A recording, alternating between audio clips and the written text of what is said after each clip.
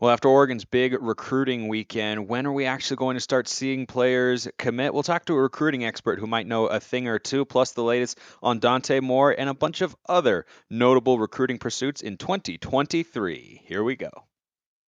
You are Locked On Ducks, your daily podcast on the Oregon Ducks, part of the Locked On Podcast Network. Your team every day.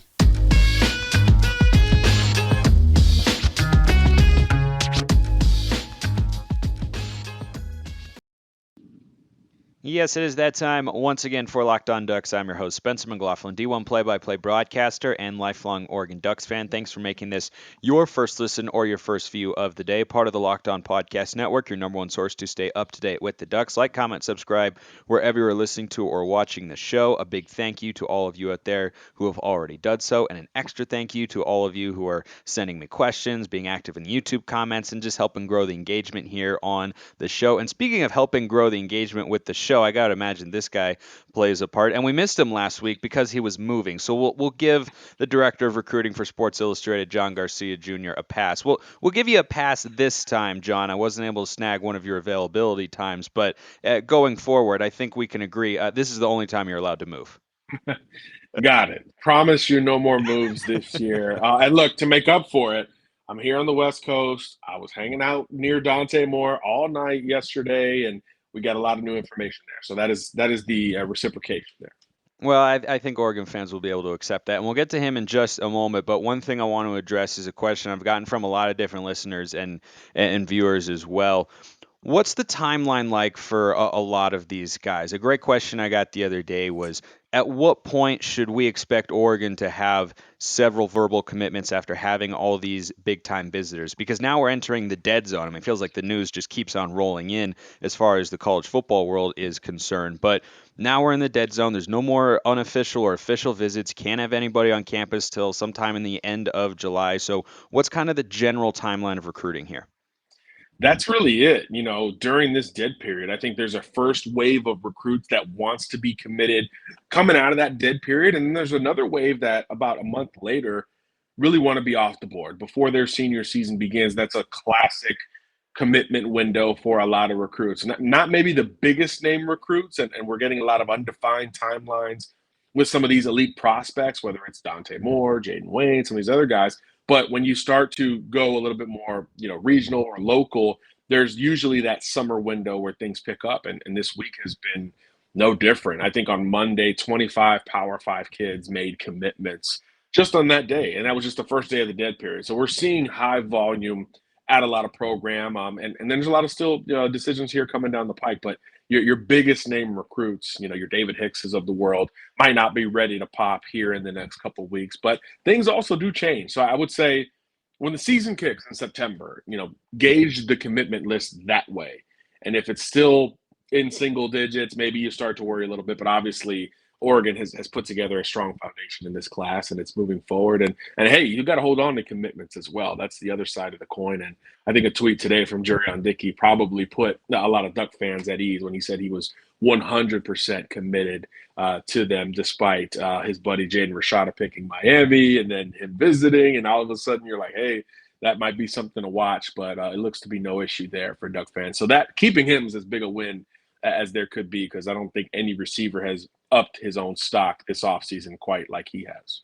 Yeah, when you were setting that up, I was thinking about the same thing because I saw that tweet, and I also had a little moment of like, okay, so at least for now, right? He's not sending. I'd rather see that, even if it changes later. I'd rather see that tweet than one of those. I've decided to open my commitment back up, like Johnny Bowens did, who verbally decommitted from Texas A&M. But the big name that Oregon fans are following, and I've been talking about extensively here on the show, is Dante Moore. You just saw him at Elite 11. Talk about what you saw from him down there, because he played very well, and also what he said about his recruitment process.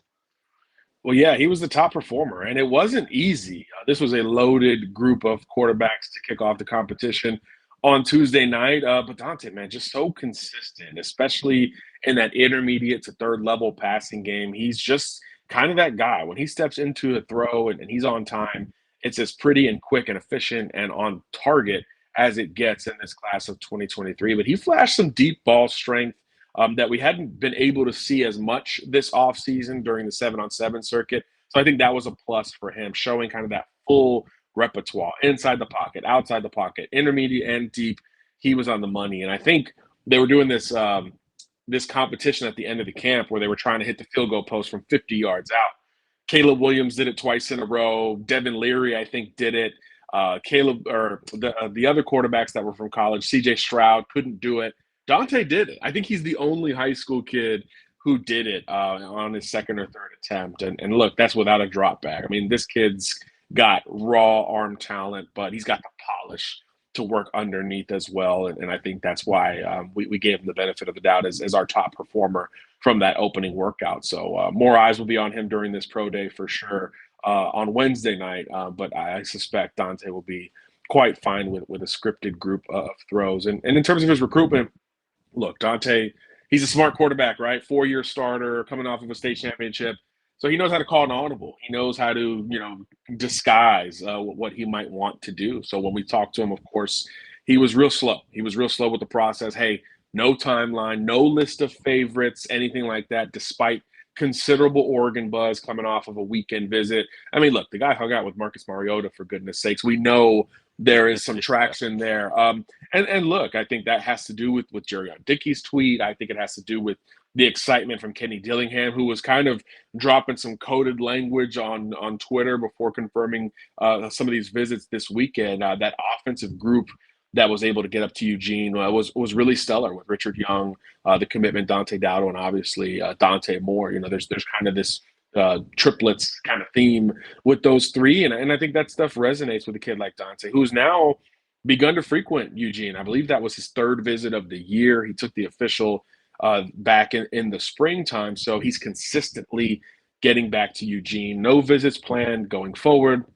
No commitment timeline going forward, but you look at some of his options. Miami's gotten their other quarterback.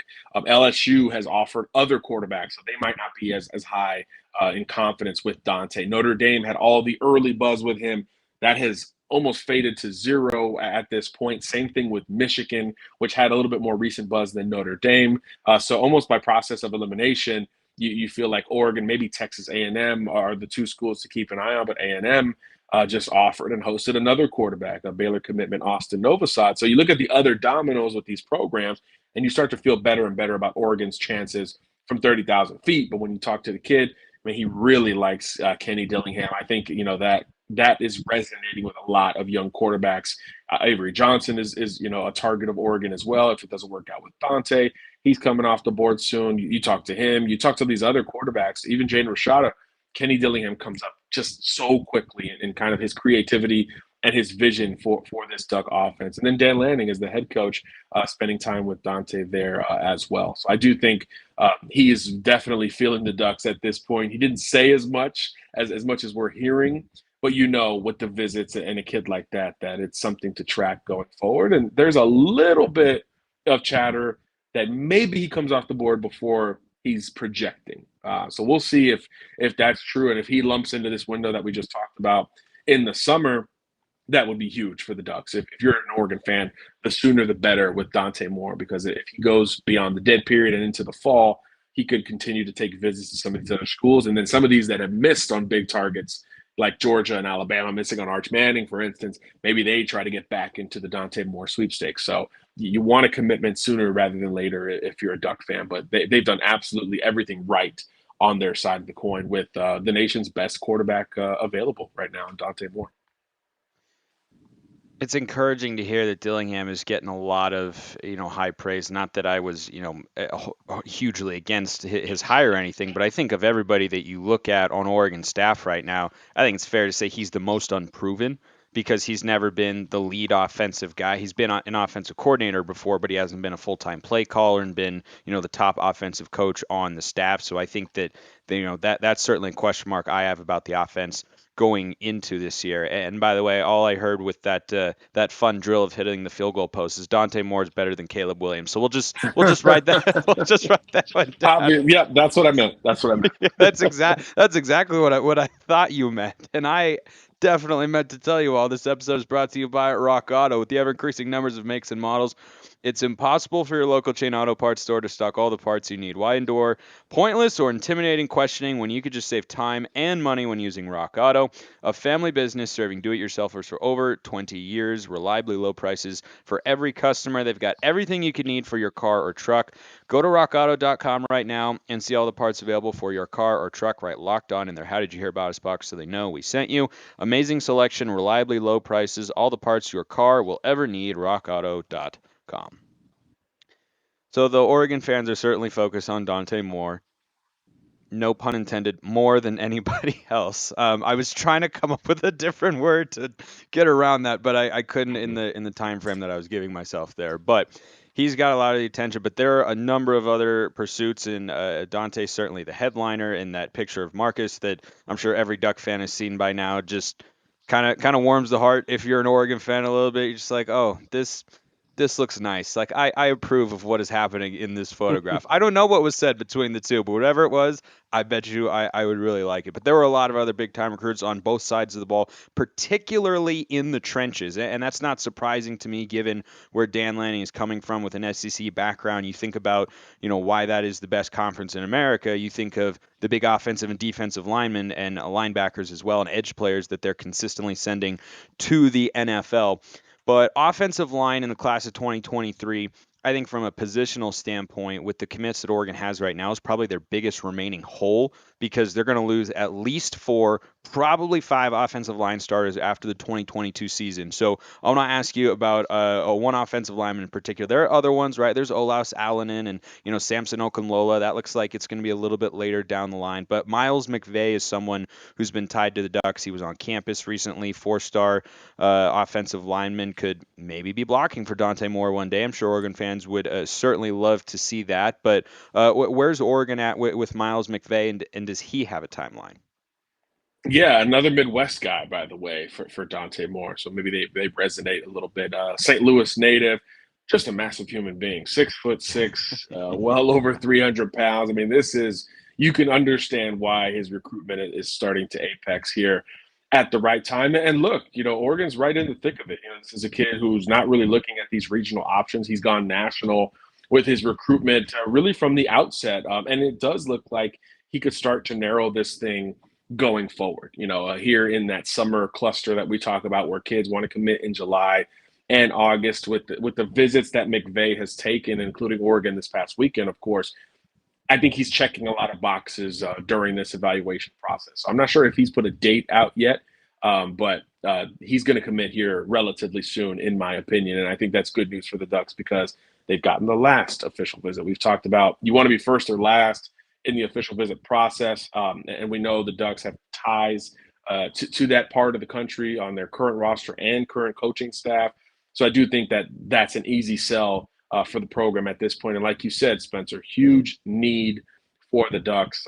Look, Adrian Clems is a guy who's been there and done that. So I do think that they're in great shape. And look, Dan Lanning's not going to overlook those positions because he's a defensive guy, right? He's going to recruit all positions. We heard Dante Moore talk about it last night. We've heard offensive recruits throughout this cycle talk about Dan's energy and input in all of that. And I think McVay is feeling that as well. So I think that the trend is improving for McVay to Oregon, just like it is for Dante to Oregon.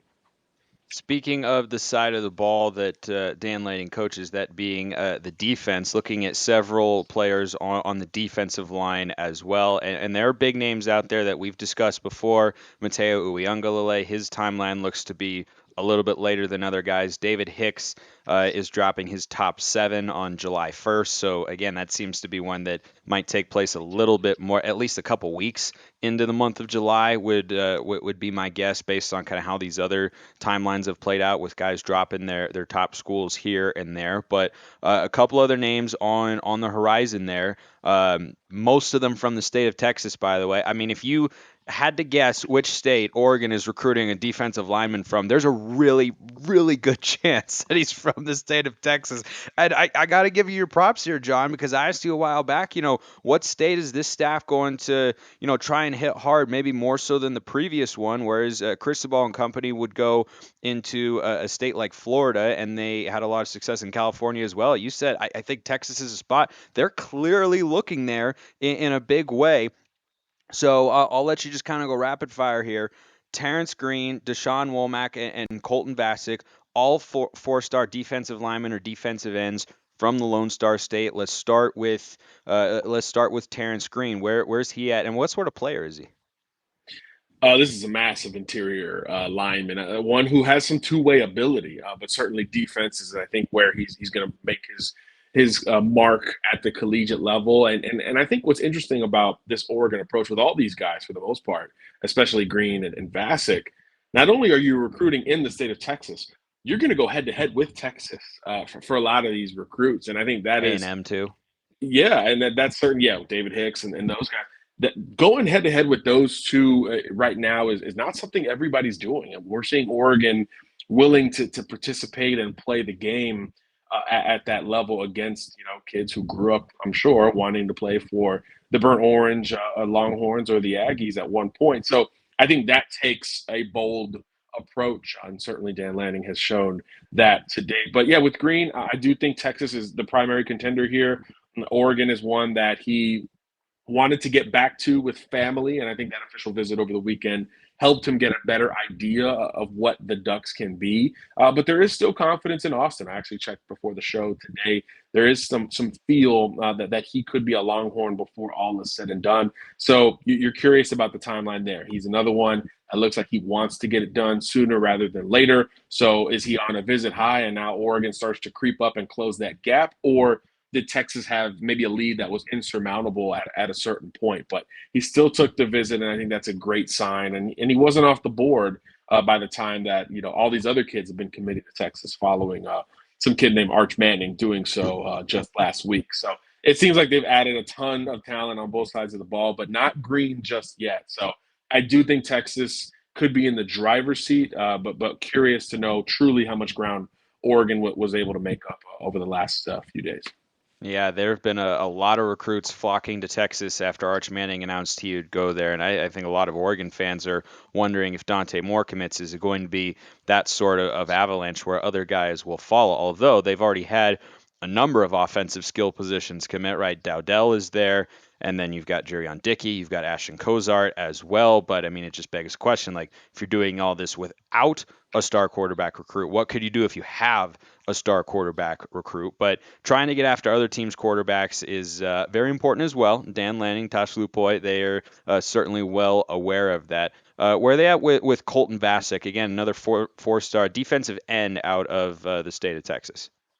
Yeah, not only out of the state of Texas, but out of Austin, Texas, and Westlake High School, which has really been a pipeline to the Longhorns for some time. I actually think Oregon has better traction here than maybe with Green at this stage, and that's not something a couple weeks ago that I thought I would say. But look, Vasek has really been diligent about taking all of his visits. All of the Westlake kids have been. A lot of them are still not committed at this point. Where they look at TJ Shanahan, the offensive lineman, or Jaden Greathouse, the wide receiver, they're really doing their due diligence, even though the school in their backyard is red hot in recruiting, just got Arch Manning, and seemingly has a limited amount of spots to occupy going forward in this class of 2023. But Vasek has really been frantic on the visit trail, going all over the country to try to vet some of these options. And I think Oregon is appealing to him. He's got some inside out game and some edge ability that I think the combination of Lanning and Lupoy, we talk about it all the time on this pod, that becomes more appealing. Texas hasn't quite gotten there on defense by any stretch of the imagination.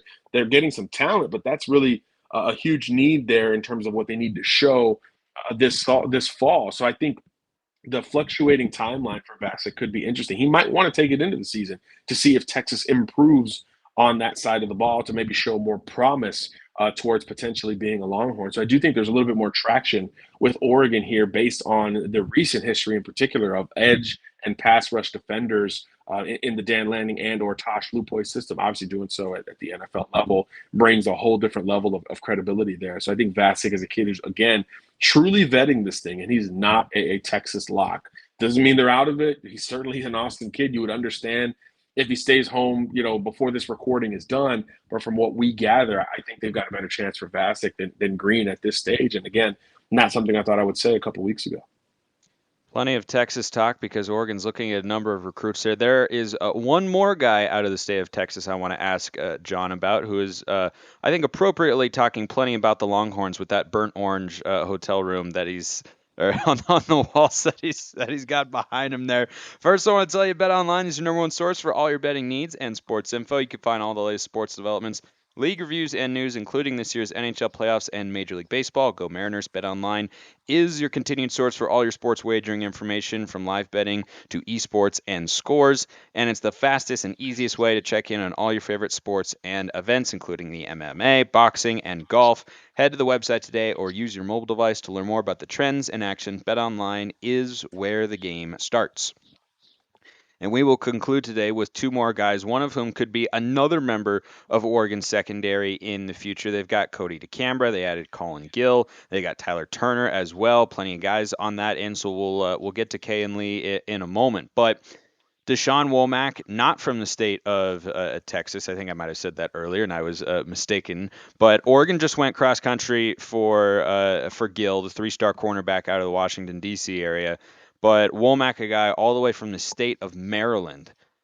That's just not a region you hear a lot associated with Oregon on the recruiting trail because it's just so far away. So is there any chance here, or is this just kind of more of a looky-loo for the Ducks? Yeah, I think it's probably the latter. But look, Womack keeps things pretty close to the vest, so there's not a whole lot of hard intel on his visit to Oregon this past week. And the last of his official visits, he's got this all SEC top four and then Oregon. So it's the outlier geographically. It's the outlier in terms of the conference he's really looking at. I think coming off of his previous official visit to LSU, he started to feel some traction there. I do think there's been a little bit of a pipeline from St. Francis Academy, which is an IMG style boarding school that has tons of talent going down to the SEC and to LSU in particular. So I do think the Tigers have some traction here, but this thing's not over. I think most people expect him in the SEC because 3 of the 4 teams still in it are from there. And then there's Maryland too. They weren't really in his top group, but you expect them to stay in the race for the local recruit. But Oregon's been the outlier this entire time. So I do think that his timeline and extending that potentially, again, he hasn't said a whole lot, extending that timeline could be big for the Ducks to kind of stay in this race because he hadn't been there previously. Again, geographically, total outlier in this entire recruitment. So I do think that this needs to be something where you take the first visit and it makes you want to vet the program that much more. And with the type of talent that was on hand in Eugene, I do think that it gives a kid like Womack something to think about. Although, again, LSU probably has the most buzz right now. Ole Miss is the other contender, as well as Georgia. Not as much buzz coming from those programs as far as I can tell. So it looks like it could be a yellow on yellow battle there if Oregon can stay in the mix and contend with LSU. The longer Womack puts off his recruitment, certainly the better for the Ducks. It's a long flight from Maryland to Eugene. It's not exactly a quick puddle jump, though it is metaphorically a puddle jump when you're going up to Oregon sometimes of the year. But last guy could maybe be another member of the secondary one day. I don't know if he's, at least in my mind, as high of a priority recruit for Oregon right now, given what their secondary situation is looking like. Now, they might, after 2022, lose a number of players at the safety position. Bennett Williams will be gone. You could see maybe Brian Addison leave. You could see Steve Stevens go. I'm not saying they will, but they could. You might see Jamal Hill go to the NFL if he has a good year. So it's a position where Oregon's going to need to reload. But like I said earlier, you got Colin Gill, Nickelback coming in 2023. Tyler Turner, the 4-star safety, chose the Ducks over Oklahoma. Cody DeCambra, 4-star safety out of the Las Vegas area. But Kyan Lee, hope I'm pronouncing that right. Kyan, something of the sorts. 4-star cornerback from the state of California, from the Ellenwood area. What can you tell me about him? Yeah, state of Georgia, actually, where he was once committed to Dan I'm Lanning. bad at typing. Once committed to Dan Lanning as the Georgia Bulldogs defensive coordinator. So certainly a guy familiar with him. He took the official earlier during this offseason. And at that time, there was really strong Oregon buzz. But since other schools have pushed and gotten involved, Ohio State actually got him on the commitment list recently. So the question really becomes with Lee, who's got a really high floor nickel outside cornerback type. how does he handle his recruitment going forward? Because obviously Ohio State loaded in the secondary, a strong group of commitments. So it's just a matter of, will he continue to take visits? He did so when he was committed to Georgia. Will he do so when he's committed to Ohio State? Again, not a huge need for the Ducks, but long term, maybe the itch to get out to Eugene for a game and reunite with Lanning one more time could propel him over to check out the Ducks once again before pen meets paper on signing day. We talk about all these commitments. Signing day is not till December, so a lot can and will change. I mean, last year it felt like there were 300 decommitments.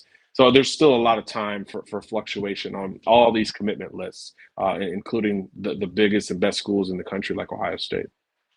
Well, it should be an exciting and hopefully busy month of July for the Ducks on the commitment trail. We talked about 6 different players today, and it feels like we just scratched the surface of the guys who are considering Oregon and the major names associated. But we thank, as always, John Garcia Jr., the director of recruiting for Sports Illustrated, for making his way back onto the show. And this will definitely be a weekly ordeal going forward because we're not going to allow John to move again. And I imagine that you wouldn't want to anyway. No, I wouldn't. And I'm not going to tell you that I'm taking a vacation next month just yet either, but we'll talk about that at a later date. I'll have to be the guy who's stealing you away from your vacation. Thanks, John. Yeah. Sounds good, Spencer. Take care.